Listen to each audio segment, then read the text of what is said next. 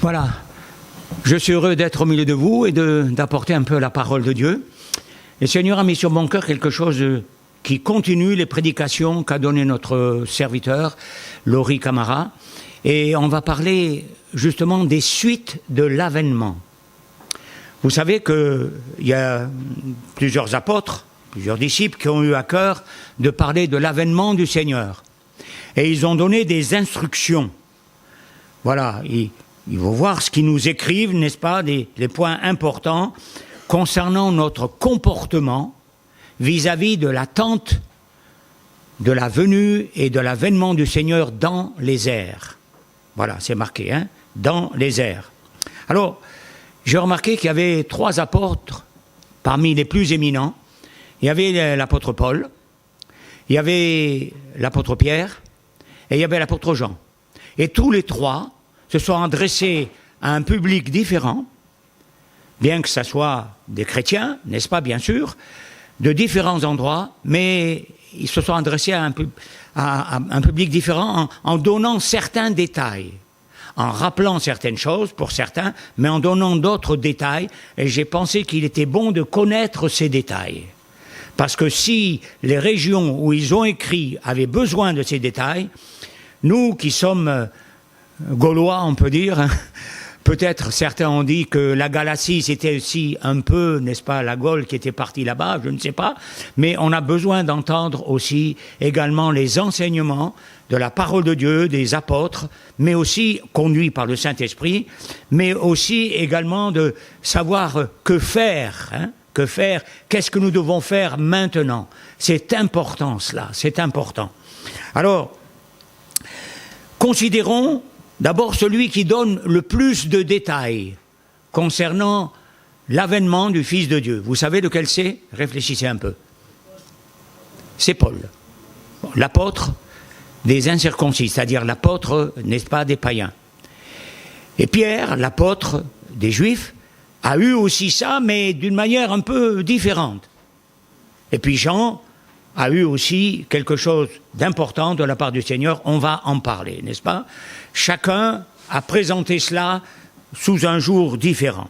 Alors, considérons celui qui donne le plus de détails sur l'avènement du Seigneur, et nous allons d'abord lire dans l'épître de Paul aux Corinthiens, au chapitre 15 et au verset 51 à 58. Nous lisons ceci. Voici, je vous dis un mystère. Nous ne mourrons pas tous. Nous désirons tous être de cela, hein? Même nous qui sommes âgés. Hein, frère Marchioni, pas vrai? Oui. Voilà. Bon. Nous ne mourrons pas tous, mais tous nous serons changés. En un instant, en un clin d'œil. À la dernière trompette, la trompette sonnera et les morts ressusciteront incorruptibles. Et nous serons changés. Pardonnez-moi. Hein. Car il faut que ce corps corruptible revête l'incorruptibilité et ce corps mortel revête l'immortalité.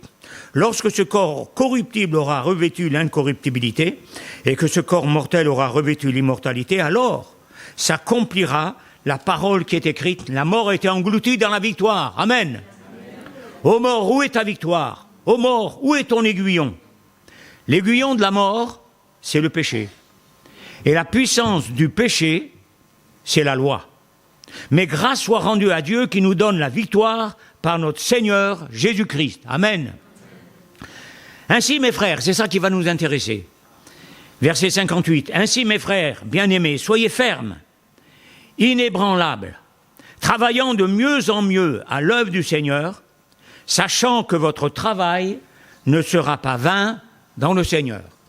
Alors, vous avez remarqué que l'apôtre Paul a parlé de l'avènement du Seigneur à 2 reprises. Il a parlé aux Corinthiens et il a parlé aux Thessaloniciens. Les Corinthiens étaient des Grecs. Hein, Athènes, Corinthe, c'est en bas. Donc Sparte aussi également. Voilà, tout à fait en bas de la Grèce. Et puis, à l'époque de Paul, Thessalonique appartenait à la Macédoine. Hein, parce qu'il y avait plusieurs pays là. Aujourd'hui, elle est grecque. Mais avant, n'est-ce pas, elle était donc dans la Macédoine. Et il va parler à 2 reprises, donc aux Corinthiens et aux Macédoniens à Thessalonique. Pourquoi? Qu'est-ce qu'a dit Joseph quand il est venu devant le Pharaon et qu'il a dû interpréter le rêve de Pharaon? Et il a dit, si la chose s'est répétée 2 fois, c'est que la chose est certaine de la part du Seigneur. Et là, c'est répété 2 fois, aux Corinthiens, aux Thessaloniciens. Donc, non seulement l'avènement est quelque chose de sérieux et qui va se réaliser, mais ce qui va aussi se réaliser, que nous devons réaliser, que nous devons nous préparer à cela. Alors, il y a des exhortations, mais aussi des avertissements. C'est important de connaître les 2, n'est-ce pas? Voilà. Alors, donc, on va considérer plus en détail ce passage, n'est-ce pas? Il nous est dit, la première des choses, d'être ferme. D'ailleurs, quand il va parler des armes du chrétien à l'église d'Éphèse, qu'est-ce que Paul va dire? De se revêtir de toute la puissance de Dieu et de tenir ferme dans le mauvais jour. Ensuite, il va continuer quelques phrases et il va dire « Tenez donc ferme » une 2e fois, c'est important. Donc c'est une vertu que nous devons avoir, que nous devons cultiver aujourd'hui dans le monde où nous sommes, où tout va mal, de plus en plus mal. Et quelquefois, si nous ne faisons pas attention, nous nous laissons prendre par toutes ces nouvelles. Et nous oublions que nous devons continuer dans la sanctification jour après jour. Alors quand nous sommes dans la salle, nous disons, oui, c'est vrai, Seigneur, vraiment notre esprit est fixé là-dessus. Mais après, dans la semaine, dès qu'il arrive un peu un souci, un problème, une difficulté, eh bien, on oublie qu'on doit passer par-dessus et qu'on doit continuer à se préparer, à nous laisser sanctifier par l'Esprit du Seigneur. C'est ça qui est important. L'Esprit du Seigneur en nous veut nous sanctifier et il veut nous parler toujours avec une grande douceur, mais aussi avec une grande fermeté. Il y va de notre salut éternel. Écoutez bien ça, il y va de notre salut éternel. C'est tellement important. Alors que Dieu nous aide à parler en langue pendant que nous sommes dans la journée un peu séparés du monde, tout ça, pour nous fortifier, pour nous exhorter nous-mêmes, n'est-ce pas? Paul disait, je rends grâce à Dieu, il disait ça aux Corinthiens, que je parle en langue plus que vous tous. Mais où parlait-il en langue? Eh bien, quand il était en voyage, quand il marchait, quand des fois il était sur son lit pour se reposer, eh bien, il parlait en langue et puis il priait aussi pour les chrétiens des différentes assemblées où il avait été, n'est-ce pas? Selon qu'il est écrit, j'ai planté, Apollos a arrosé, mais c'est Dieu qui a fait croître. Donc, il priait pour que les chrétiens ne tombent pas dans les fausses doctrines, dans toutes sortes de choses, n'est-ce pas? Et dans les choses qui étaient en nous dans le passé. Tenez donc ferme.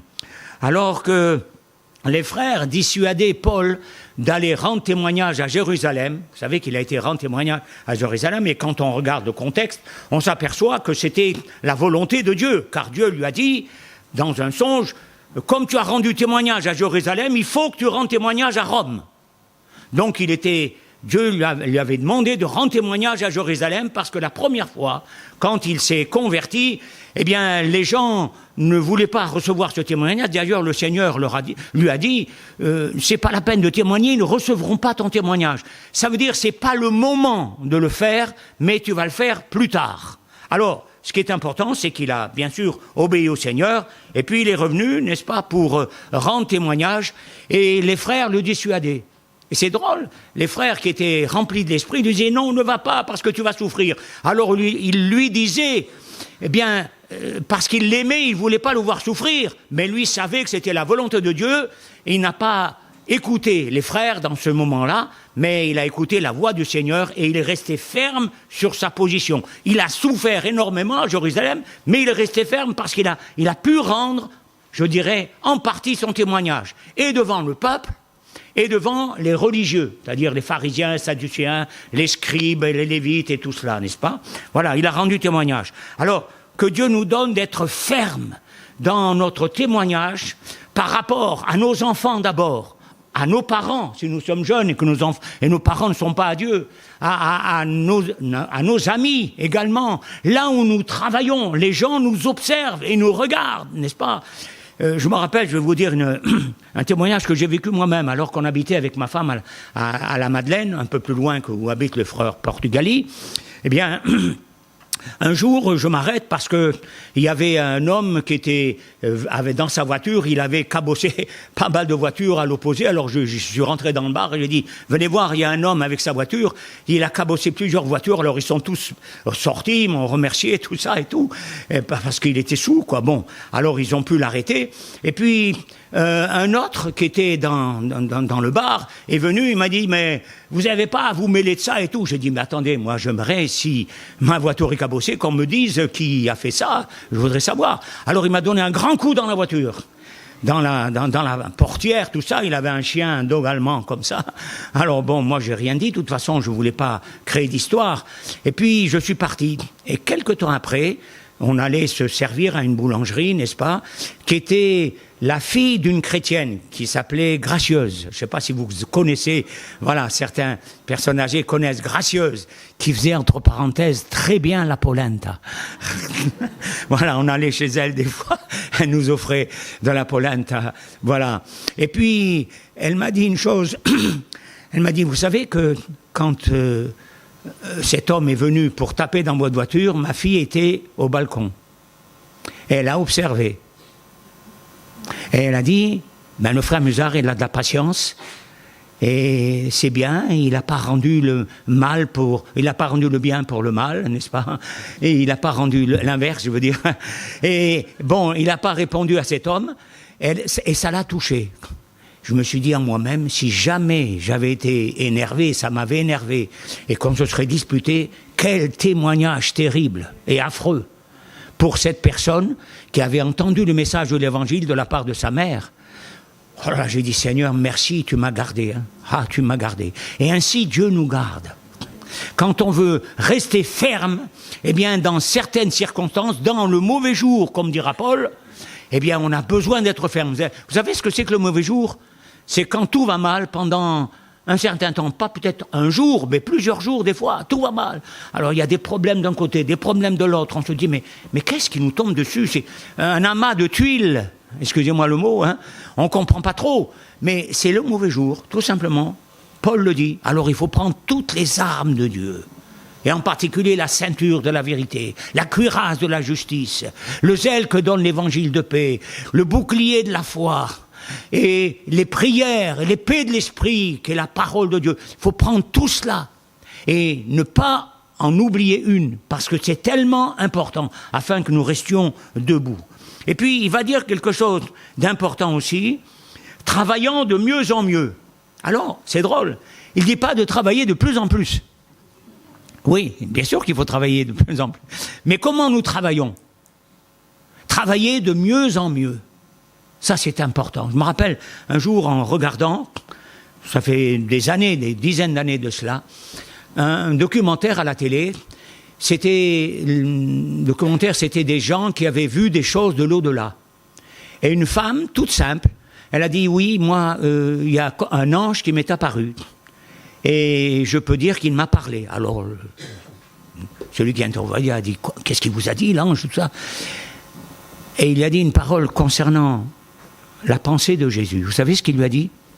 De la part du Seigneur, moi je crois que c'était réel. Comment as-tu aimé? Ah, Dieu nous demande de nous aimer. Mais comment nous aimer? Et elle a dit ça, le speaker était tout étonné. Oui, l'ange m'a dit, comment as-tu aimé? Comment aimes-tu aujourd'hui? Et je pense que cette question, le Saint-Esprit voudrait nous la poser. Comment nous aimons-nous les uns les autres? Parce que c'est quand même un ordre du Seigneur, un commandement du Seigneur. Non seulement parce qu'il est écrit, tu aimeras ton prochain comme toi-même, ça c'est vrai. Et ton Dieu d'abord, hein, de tout ton cœur, toute ta force, toute ta pensée, toute ton énergie, mais aussi ton prochain comme toi-même. Est-ce que vous vous aimez les uns les autres? Est-ce que vous vous aimez vous-même? Hein, oh, un petit amen. Mais en réalité, c'est beaucoup plus fort que ça. C'est vrai que nous nous aimons. Sans des fois nous rendre compte, mais c'est vrai que souvent les choses sont centrées sur nous, n'est-ce pas? Mais comment nous aimons les autres? Nous devons les aimer comme nous aimons nous-mêmes. De même, comment le mari aime sa femme et la femme son mari, comme soi-même. Réalisez ça, réfléchissons à ça, c'est pas toujours facile.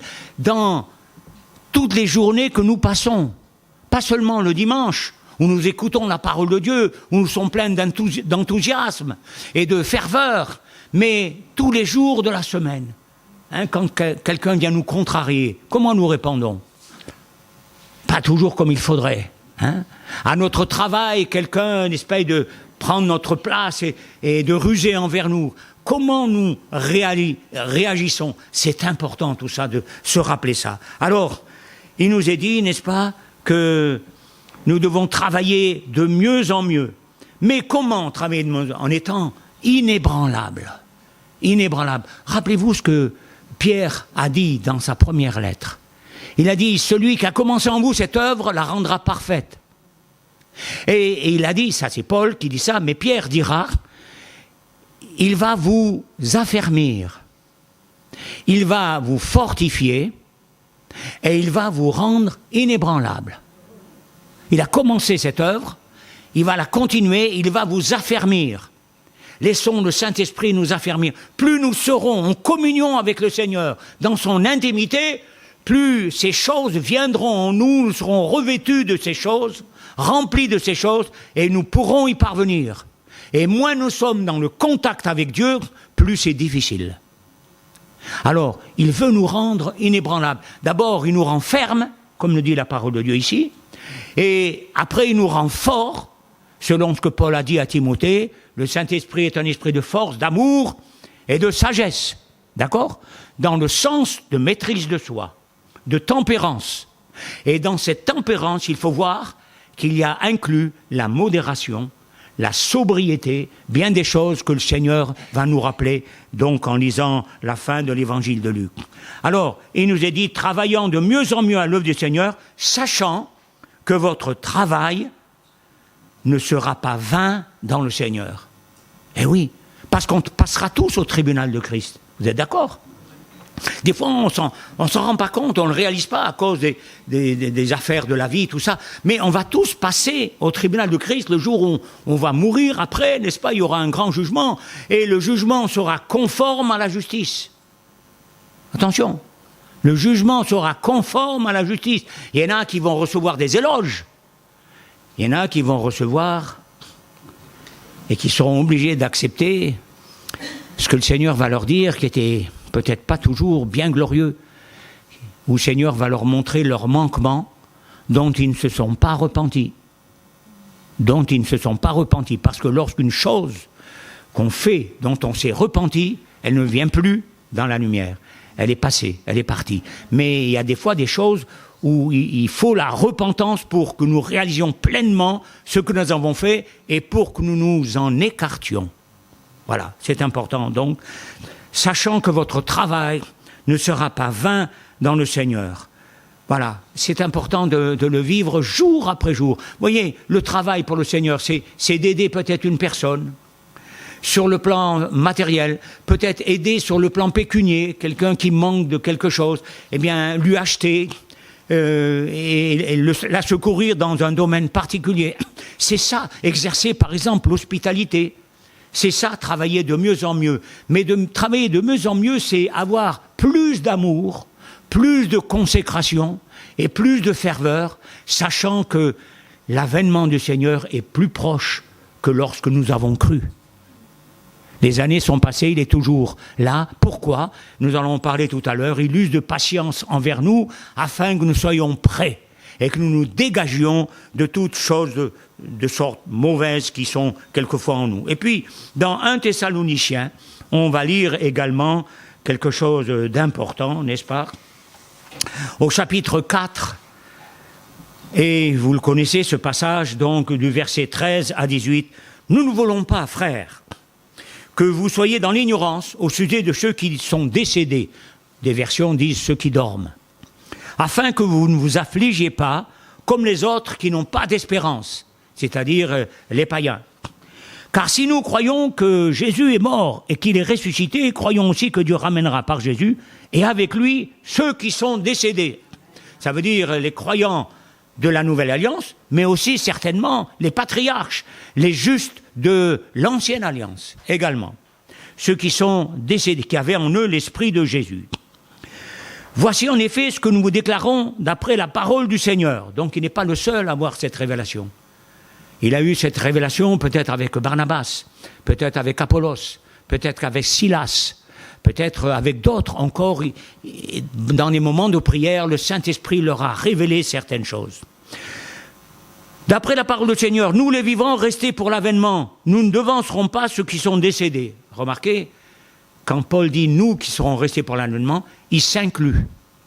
Et c'est pourquoi ils étaient zélés pour Dieu, c'est pourquoi ils travaillaient de tout leur cœur, parce qu'ils s'incluaient. Aujourd'hui, nous devons nous inclure, parce que le salut est plus près de nous. Encore, je le répète, que lorsque nous avons cru, nous devons nous inclure dans cet avènement, parce que nous y participerons. Certainement, les plus jeunes participeront à cet avènement du Seigneur. Ça, c'est important. Il y aura des difficultés peut-être, mais vous allez participer à l'avènement du Seigneur, donc vous devez vous préparer pour cela.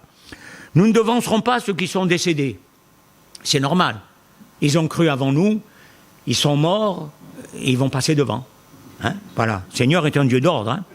Car le Seigneur lui-même a un signal donné. Donc, comme il a dit dans le Corinthiens, au son de la trompette. À la voix d'un archange, au son de la trompette de Dieu, descendra du ciel. Et les morts en Christ ressusciteront premièrement. Mais attention, il descendra du ciel non pas pour mettre ses pieds sur la terre. Nous allons le rejoindre sur les nuées du ciel. C'est ce que dit la parole de Dieu. Hein, il viendra plus tard, après le jugement de Dieu, n'est-ce pas, sur la terre. La colère de Dieu se sera accomplie lors du règne de l'Antéchrist. Le Seigneur viendra et mettra ses pieds sur la montagne des Oliviers. C'est différent, ça. Ça, c'est le retour du Seigneur en gloire. Et tous ces saints avec lui, nous dit le livre de Daniel. Tous ces saints avec lui. Et nous serons de cela par la grâce de Dieu, mais il faut aller jusqu'au bout. Il faut aller jusqu'au bout. Et les morts en Christ ressusciteront premièrement. Ensuite, nous les vivants, qui seront restés, nous serons tous ensemble enlevés avec eux sur les nuées, à la rencontre du Seigneur dans les airs. Et ainsi nous serons toujours avec le Seigneur. Consolez-vous donc les uns les autres par ces paroles. Alors, ce qui est important, c'est de voir que l'apôtre Paul va saisir, n'est-ce pas, ce moment d'avènement, n'est-ce pas, il nous prépare ces choses, il nous dit ces choses pour que nous soyons prêts. Pour que nous soyons prêts. Alors, on lit dans le chapitre 5 et le verset 6 à 8. Regardez ce qu'il dit. Ne dormons donc point. Quelle doit être notre position en attendant l'avènement du Seigneur, nous les chrétiens? Ne dormons donc point. Il parle du sommeil spirituel, là. Mais veillons et soyons sobres. Car ceux qui dorment, dorment la nuit, ceux qui s'enivrent la nuit. Mais nous qui sommes du jour, soyons sobres, ayant la cuirasse de la foi et de l'amour, ayant pour casque l'espérance du salut. Car Dieu ne nous a pas destinés à la colère, mais à la possession du salut par notre Seigneur Jésus-Christ, qui est mort pour nous, afin que soit que nous veillions, soit que nous dormions, nous vivions ensemble avec le Seigneur. Et il dit, c'est pourquoi exhortez-vous réciproquement, édifiez-vous les uns les autres, comme en réalité vous le faites. Alors, c'est important et des fois, je suis un peu étonné de notre réaction, nous chrétiens, quand nous nous rencontrons. Alors, nous saluons, nous embrassons, nous sommes là, nous parlons de choses et d'autres, mais jamais on a dans la conscience, dans le cœur, de prier ensemble et de s'exhorter ensemble selon la parole de Dieu. Vous n'avez pas remarqué ça? On parle de toutes sortes de choses, nos soucis, nos problèmes, nos difficultés. Et puis, je sais pas, on dirait qu'on met ça de côté, mais la parole de Dieu nous dit que les premiers chrétiens, ils le faisaient. Ils se retrouvaient ensemble et ils parlaient ensemble de leurs problèmes et ils parlaient ensemble comment faire pour en sortir et prier le Seigneur. C'est une bonne chose de prier le Seigneur quand on se retrouve ensemble dans l'intimité, soit avec nos enfants, nos parents, nos amis, eh bien qu'on ait un petit moment où on s'exhorte les uns les autres parce qu'on en a besoin. Même celui qui exhorte, il a besoin d'être exhorté également, il ne faut pas croire. Hein. Alors, que Dieu nous donne de comprendre cela. Et il dit, n'ose pas, il parle sur le sommeil spirituel. Et tout à l'heure, on a eu un don qui parlait du sommeil spirituel. Et c'est vrai, si vous regardez bien, si nous n'appliquons pas toutes ces choses vraiment avec ferveur, avec persévérance, et il y a comme un sommeil, comme un laisser-aller spirituel, comme une espèce d'insouciance, n'est-ce pas, d'ignorance, et on a besoin de sortir, de se sauver de cela. On a besoin, c'est absolument nécessaire. Le sommeil, c'est peut-être un des plus grands dangers actuels pour l'homme, pour le chrétien. Alors ils disent, veillez donc et soyons sobres, c'est-à-dire modérés en toutes choses, sobres dans notre nourriture, dans nos boissons, c'est vrai ça, mais dans nos vêtements, dans quoi encore ? Dans notre travail, dans notre relation avec les autres. Oui, ne soyons pas comme ceux qui, lorsqu'ils parlent, ils veulent toujours avoir raison, parce que des fois, nous avons tort. Soyons sobres dans nos paroles, c'est vrai, hein, et dans bien d'autres choses, dans notre activité également. Voilà, souvent, les gens, vous savez, les gens, ils vont vous souvenir, non pas se souvenir, de ce que vous aurez dit, mais ce que vous aurez été. Ce que vous aurez été, c'est ça dont ils vont se souvenir. Et dans les moments difficiles, eh bien, ils verront votre attitude et ils proclameront, bien sûr, pour ceux qui ne sont pas à Dieu, ils proclameront que Dieu est avec vous et ce que vous avez dit, vous leur avez témoigné, vous l'avez aussi vécu. Voilà, que Dieu fasse que nous soyons comme ça. On va aller un peu plus loin. On va regarder dans Pierre au chapitre 3, 2 Pierre, chapitre 3 et versets 3 et 4. Alors regardez ce qu'il dit. Sachez avant tout que dans le dernier jour viendra des moqueurs, avec leur raillerie, marchant selon leur propre convoitise. Ils disent, où est la promesse de son avènement ? Car depuis que les pères sont morts, tout demeure comme dès le commencement de la création. Et puis au chapitre 5, toujours le même chapitre, et le verset 9. Regardez ce qu'il est dit. Le Seigneur ne tarde pas dans l'accomplissement de la promesse, comme quelques-uns le croient, mais il use de patience envers vous, ne voulant pas qu'aucun périsse, mais que tous arrivent à la repentance. Et le verset 14 et 15, c'est pourquoi, bien-aimés, en attendant ces choses, appliquez-vous à être trouvés par lui sans tache et irréprochable dans la paix. Croyez que la patience de notre Seigneur est votre salut, comme notre bien-aimé frère Paul vous l'a aussi écrit selon la sagesse qui lui a été donnée. Alors, qu'est-ce que Pierre veut dire là ? Il y aura des moqueurs. Des moqueurs qui diront, mais attendez, vous annoncez l'avènement du Seigneur, il n'y a rien qui se passe. J'ai envie de dire, heureusement pour eux. Heureusement pour eux, parce qu'ils seraient laissés. Il faut faire attention à ça. Hein ? Bon, il n'y a rien qui se passe, donc, eh bien, continuons la vie, n'est-ce pas ? Et Pierre dit, attention, rien qui se passe encore, parce que Dieu use de patience envers nous. Parce que ceux qui sont, par exemple, les enfants de chrétiens qui ne sont pas encore convertis, ils usent de patience pour qu'ils viennent à la foi. Pendant encore la vie de leurs parents, ou même après. Mais bon, il attend. Il use de patience, donc, et il use de patience aussi envers nous, les chrétiens. Parce que des fois, il faut le dire, la vérité, on a des faiblesses. On a des chutes, on a des péchés.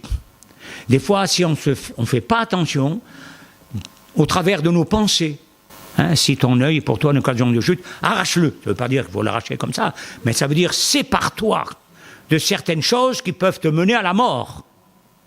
Voilà. Il vaut mieux entrer dans le royaume de Dieu borgne, parce qu'on retrouvera nos yeux, que ayant les deux yeux qui voient et être jeté dans la géhenne. Ça, c'est important, donc.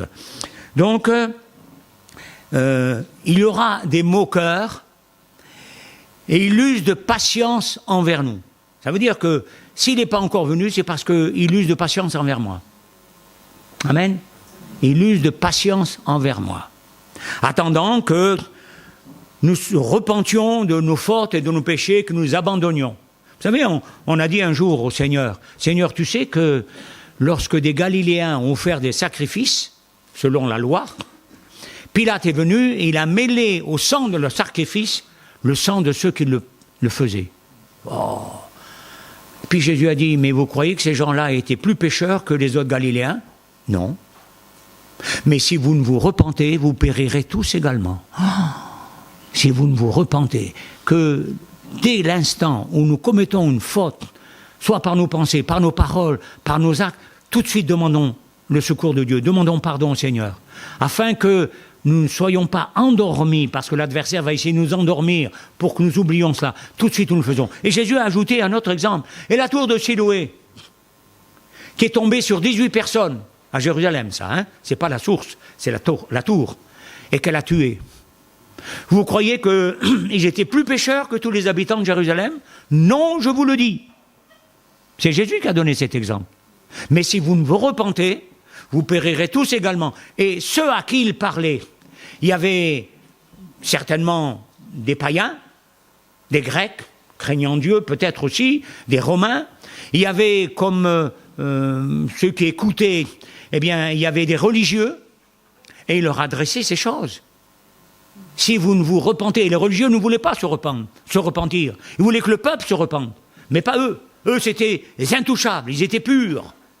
Et ceux qui disent ça, vous savez ce que dit Dieu par les prophètes? C'est de la fumée dans mes narines. Ceux qui disent « je suis pur, ne me touche pas ». Dans l'Ancien Testament, c'était comme ça. C'est de la fumée dans mes narines. Parce que celui qui s'humiliera, Dieu l'élèvera.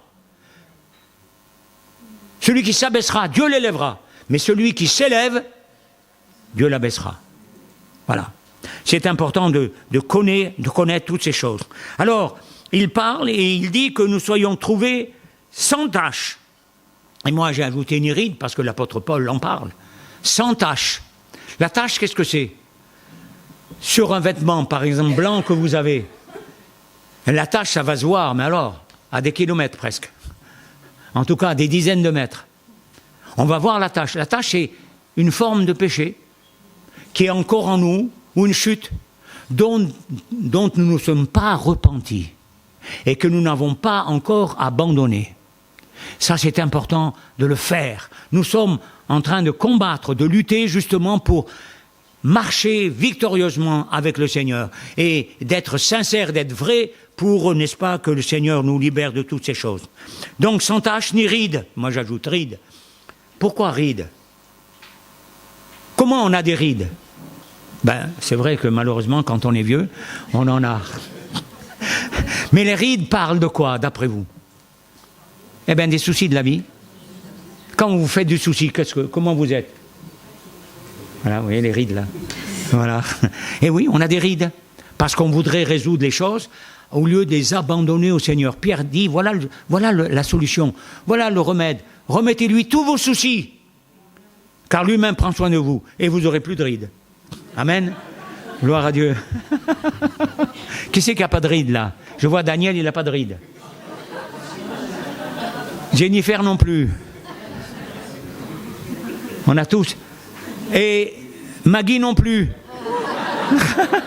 Ah si, maintenant que vous faites ça. Voilà, il y en a. Non, je plaisante. Bon, mais c'est vrai que sur le plan spirituel, évitons aussi d'avoir de rides. Ça veut dire là, des choses au moindre, mais qui ne plaisent pas à Dieu. Soyons de ceux qui marchent avec Dieu. Irréprochables. Ouh là là, irréprochables. Mais Seigneur, je ne pourrai jamais. Mais c'est Dieu qui le fait, c'est pas toi. En te soumettant au Seigneur, en te reposant sur le Seigneur, en restant en communion avec lui, le fait d'être en communion avec lui va t'amener à lui ressembler. Vous savez qu'il y a un verset dans la parole de Dieu, c'est Paul qui en parle. Lorsque nous considérons la marche avec Dieu, lorsque nous sommes là dans la présence de Dieu, l'Esprit du Seigneur nous transforme et nous rend semblables au Seigneur. Et alors on a envie de louer le Seigneur, on a envie de glorifier le Seigneur. Je me rappelle, j'ai reçu le témoignage d'une femme qui était dans les problèmes, tout ça, qui prie et qui demande aux chrétiens de prier pour elle, tout ça et tout. Et puis un jour, elle s'est mise, poussée par le Saint-Esprit certainement, elle s'est mise à louer le Seigneur.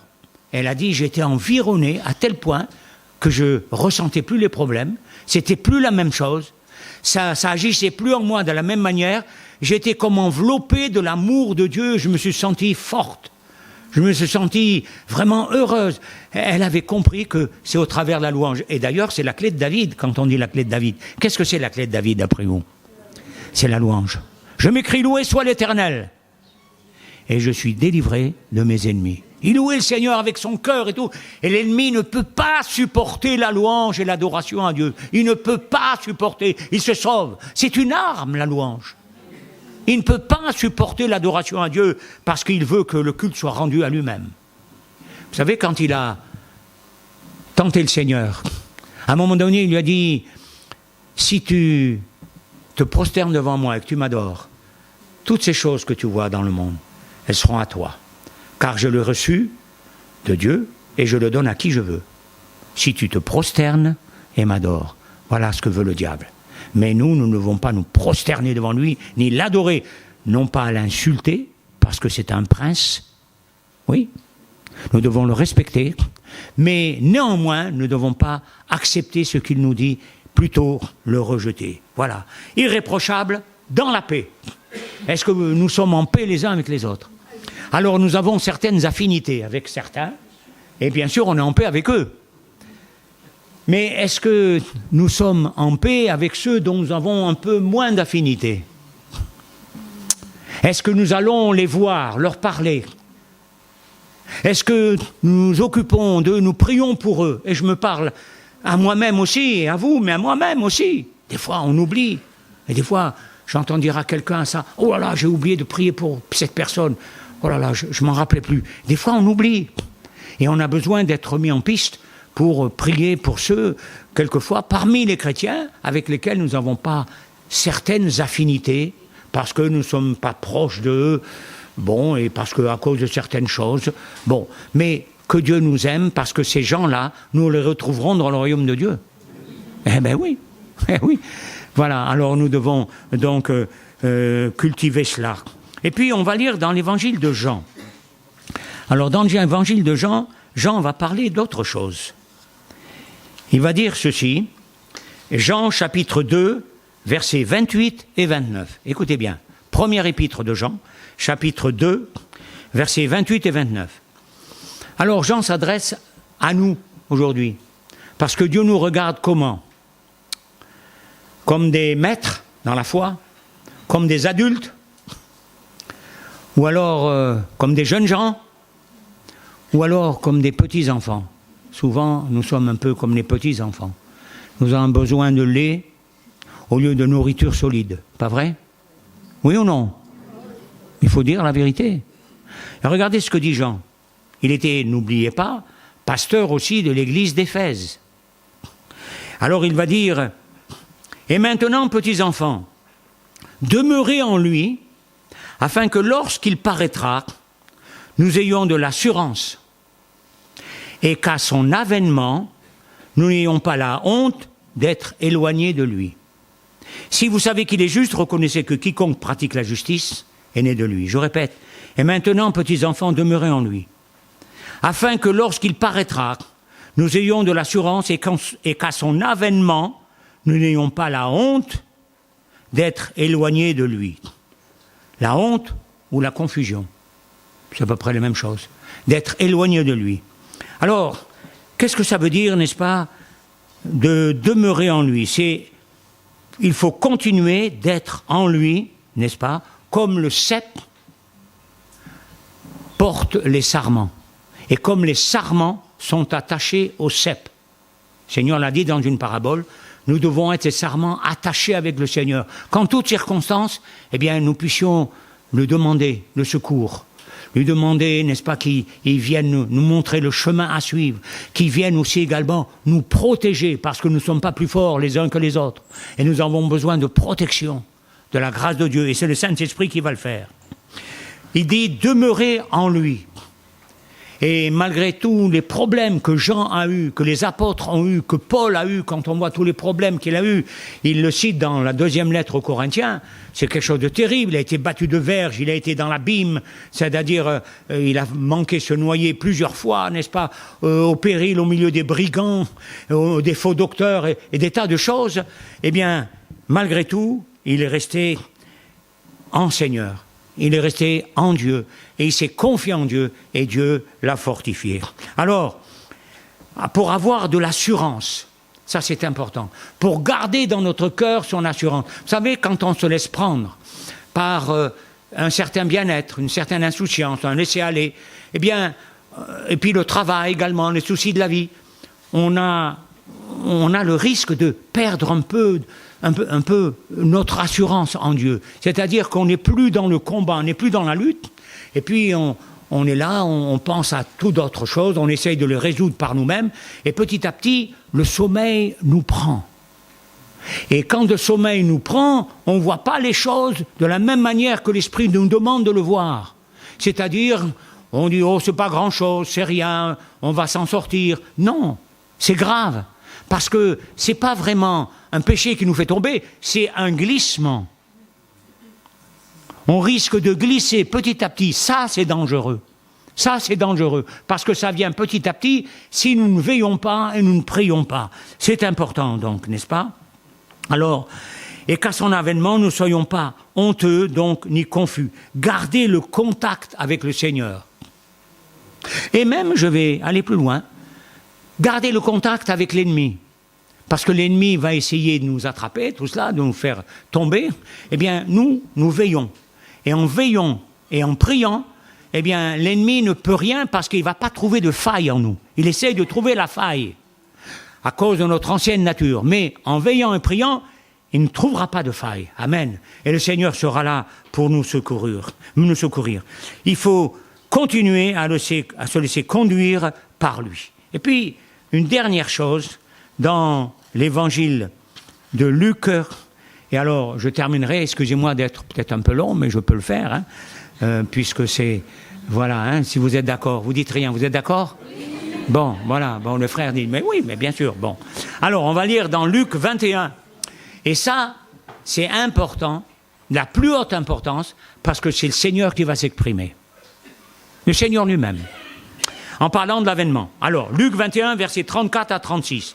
« Prenez garde à vous-même, va dire le Seigneur, de craindre que vos peurs ne s'apesantissent par les excès du manger et du boire, et par les soucis de la vie, et que ce jour ne vienne sur vous à l'improviste, car il viendra comme un filet, un autre endroit dira comme un voleur, sur tous ceux qui habitent sur la surface de toute la terre. » Alors il donne la solution.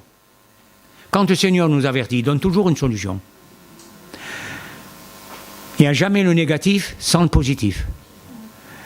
Veillez donc et priez en tout temps, afin que vous ayez la force d'échapper à toutes ces choses qui arriveront et de paraître debout devant le Fils de l'homme. Debout. Ça veut dire quoi? Debout sur le plan spirituel, il faut comprendre. Prenez garde à vous-même. Alors, à un moment donné, Pierre a dit au Seigneur, « Seigneur, ce que tu dis, c'est à nous, tu le dis, ou Jésus a dit à tous. » Ça comprend toutes les personnes, vous qui m'écoutez, le peuple, tous, et vous les apôtres. La même chose. Attention au sommeil. Le sommeil, c'est très subtil, voilà, c'est ça. Très subtil. On ne se rend pas compte, un petit moment, par exemple, où on prie moins. Surtout, par exemple, en période de vacances. Il n'y a pas un peu de laisser-aller, des fois? On est là avec des amis, avec des parents, tout ça. On va se baigner, on va faire un voyage en montagne, tout ça. Et puis, des fois, on oublie. J'ai un petit-fils, moi, vous ne direz pas son nom.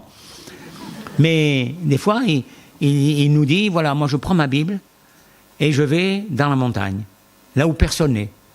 Et là, je lis la Bible, et là, je prie le Seigneur, et il me fait du bien. Il va dans la montagne, les lacs, en haute montagne, où personne ne va, et il va à la rencontre de son Seigneur pour passer un moment lorsqu'il sent que c'est vraiment le moment et le besoin. Donc, eh bien, attention au sommeil. C'est pour ça, frères et sœurs, qu'il nous arrive des fois des problèmes. Non seulement des maux de toutes sortes, des difficultés, tout cela, afin de nous tenir éveillés. C'est une des raisons pourquoi le Seigneur veut nous tenir éveillés. Des fois, nous nous reposons tellement bien que nous dormons après. Alors, des fois, on est secoué, on se dit, oh là là, qu'est-ce qui passe? Je crie au Seigneur. Et puis, quand on commence à crier à Dieu, à lui demander son secours, on s'aperçoit qu'il y avait une chose qu'on avait laissée et qui est revenue un peu dans notre vie, tout doucement, sans que nous nous apercevions. Il faut faire attention. Par exemple, notre caractère. Toujours bien, au beau fixe. Si quelquefois vous êtes contrarié, par vos parents, par vos amis, votre épouse ou par votre époux, ça ressort, mais alors, incroyable, à une vitesse. Et nos paroles vont plus vite que notre pensée. Vous avez remarqué?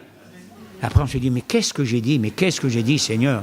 Seigneur, pardonne-moi dans ta grâce, pardonne-moi. J'ai réagi comme un bébé en Christ, comme un petit enfant.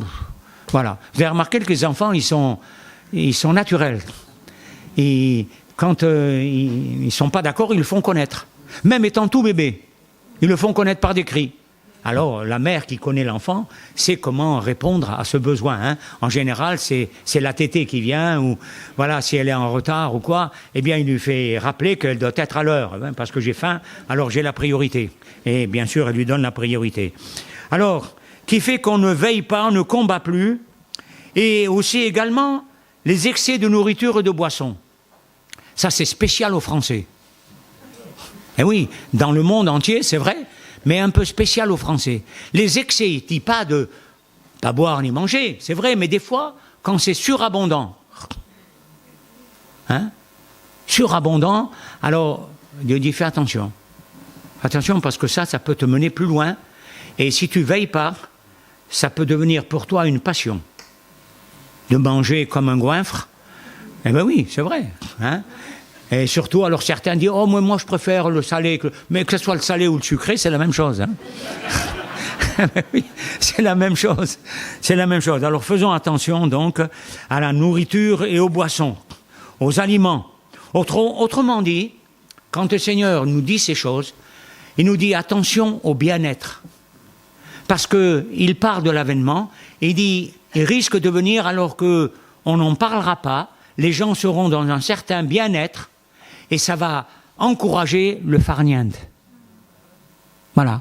Alors, on ne fera pas attention, et d'un seul coup, l'avènement, oh là là, oh, on se dira, mais c'est vrai, mais les soucis que j'ai là, mais c'est au second plan, ça n'a aucun rapport, ça rime à rien.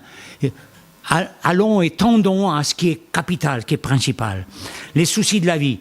Et puis il dit, l'avènement viendra subitement comme un filet sur les poissons. Vous savez, ils jettent le filet la nuit. Donc, quand sera la nuit, le filet vient sur les poissons sans prévenir. Hein, le pêcheur dit aux poissons, attention, sauvez-vous, je vais mettre le filet. Mais non, au contraire, venez. Et les poissons, en général, ils viennent, vous avez remarqué, à la lumière. Ils aiment la lumière. Alors, voilà, ils mettent la nuit, mais des fois, quand il y a un clair de lune, alors ils se disent, bon, là, il doit y avoir un banc de poissons et on va mettre le filet. Voilà, sans prévenir. Ah. Bon, je pense que l'Esprit de Dieu qui habite en nous, nous fera ressentir. Mais vis-à-vis du monde, tout cela, d'ailleurs, même s'ils étaient prévenus, ils ne croiraient pas. Ils trouveraient une explication. Ils diront, les chrétiens ont été enlevés, enfin, certaines personnes ont été enlevées, oh, ils ont été sur Mars. Les gens vont les croire. Ou sur Vénus. Oui, oui, ils vont le croire. Parce qu'ils croient au mensonge. Et vous savez pourquoi le Seigneur leur enverra une puissance de mensonge? Parce qu'ils n'ont pas eu l'amour de la vérité. Quand il leur a dit la vérité, ils ont refusé la vérité. Alors ils vont tomber, eh bien, sous la puissance de l'adversaire. Alors, il dit le secret, veillez et priez, demandez le secours de Dieu en tout temps, avoir les yeux ouverts sur les événements que nous traversons. Et aujourd'hui, bon, il y a la Russie contre l'Ukraine, tout ça, c'est vrai, mais ces événements les plus importants, c'est Israël. Et vous réalisez qu'Israël, maintenant, il est pris entre plusieurs feux, et tout ce qui est arabe, tout cela, eh bien, ceux-là, ils sont en train de l'entourer. Qu'on le veuille ou non. Alors ils essayent, n'est-ce pas, de trouver une faille pour pouvoir le détruire. Car leur programme, c'est pas de faire du bien aux uns et aux autres, c'est de détruire Israël d'abord. C'est tout. Les Juifs à la mer. Voilà. Voilà. Et moi je me rappelle avoir lu un psaume qu'avait enfin non pas composé, qu'avait lu un rabbin. Un psaume. Je vais essayer de le vous retrouver. Vous avez 2 minutes là. On va retrouver, je crois que c'est le psaume 140. Attendez, je vais voir. Voilà. Non, pas 140. Attendez. Non, je ne me rappelle plus exactement. Ah oui, voilà, c'est le psaume 124. Écoutez bien, on va le lire, il est court. Voilà ce que ce rabbin a dit lorsqu'il y a eu les 7 jours, vous savez, où Israël a vaincu. Mais voilà comme ils ont vu la position d'Israël sur le plan spirituel. Quand il est degré de David, sans l'Éternel, qui nous protégera? Qu'Israël le dise. Sans l'Éternel, qui nous protégera? Quand les hommes s'élevèrent contre nous, ils nous auraient engloutis tous vivants. Quand leur colère s'enflamma contre nous, alors les eaux nous auraient submergés, les torrents auraient passé sur notre âme. Alors auraient passé sur notre âme les flots impétueux. Béni soit l'Éternel qui ne nous a pas livrés en proie à leurs dents. Notre âme s'est échappée comme l'oiseau du filet de l'oiseleur. Le filet s'est rompu, nous nous sommes échappés. Notre secours est dans le nom de l'Éternel qui a fait les cieux et la terre. Et ce rabbin a inscrit ce psaume à l'ordre du jour. Il a dit, voilà, c'est pas nous qui avons gagné, c'est Dieu qui nous a délivrés. Il nous a libérés.